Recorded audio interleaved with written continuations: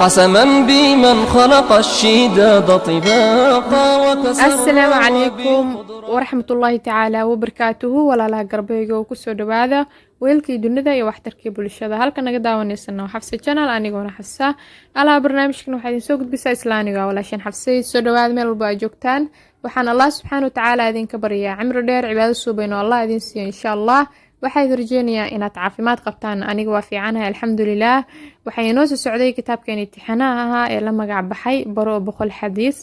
hase yeeshee intaan u gudagelin darsigeeni maanta ugu horeyn haddii ay tahay marka ugu horeysa aad soo booqatay channelka fadlan subscribe saar haddii aad hornool joogtaan like saar u share garee asxaabtaada nabiga sallallahu alayhi wasallam wuxuu dhahay waxaad naftaada la jeceshahay la jeclo walaalkaaga kusoo dhawaada maanta iyo muuqaal cusub iyo darsigeeni 66 biidnillah bismillaah عن أنس رضي الله عنه عن النبي صلى الله عليه وآله وصحبه وسلم قال يسروا ولا تعسروا وبشروا ولا تنفروا متفق عليه nabiga nabadgelyo naxariis korkiisa ahaatee wuxuu dhahay dadka u fudaydiya diinta oo ha cuslaysiinina yasiruu u fudaydiya walaa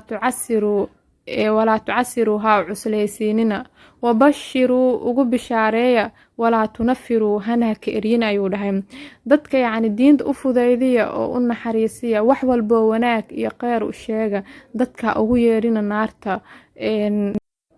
fudaydka wanaag ayuu keenaa adeegana xumaan ayay keentaa iyo dhib ayay keentaa dadka diinta si naxariis leh oo jilicsan wax ugu sheega oo ha ka nixina oo ha ka eryina ha dhihina haddii aad xijaab qaadan weydo oo jirkaaga asturi weydo naarta ayaa galaysaa haddii aad garka iska jari weyso haddii aad garka jirto naar ayaa galaysaa la sidaa looma baahno dadka waxaa loo baahan yahay si naxariis leh oo biliin oo jilicsan in wax looga sheego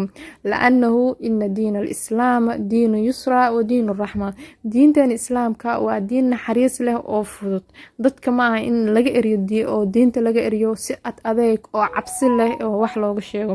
wabashiru u bishaareeya ayuu yiri nabi wax walbo wanaag iyo kheyrna u sheega oo maxaa la dhahaa walaa tunafiru ha ka eryina ayuu dhahaa dadka ka ceerin si cabsi leh waxa ugu sheegina إن شاء الله وحرجينا إنا وحبا كفانتين النبي صلى الله عليه وسلم وحودهاي يسروا وفضيلية دين تدتك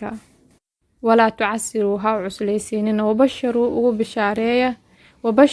وبشارية ولا تنفروا هناك إرينا يوده نبي متفق عليه وحسكوافق إمام بخاري إمام مسلم إن شاء الله قد أنا لكن يكسو جوجوين إن هذا وشيء مقال كي قدكم عسنت هاي أدي سبسكرايب سارتا إلو إن الله يقرسو السلام عليكم ورحمة الله تعالى وبركاته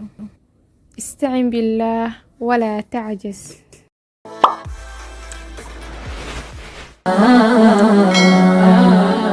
قسما بمن خلق الشداد طباقا وتسرى وبخضرات